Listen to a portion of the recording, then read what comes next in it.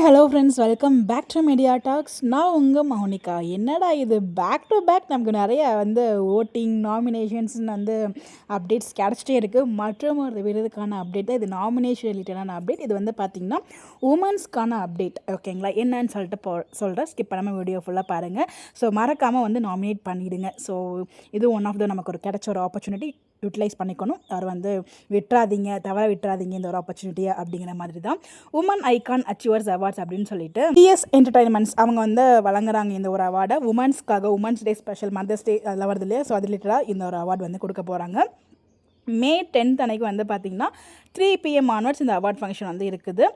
இது second edition. அப்படியே first edition சில பேருக்கு அவார்ட்லாம் கொடுத்து நீங்கள் பார்த்துருப்பீங்க. இது செகண்ட் எடிஷன்ஸ்.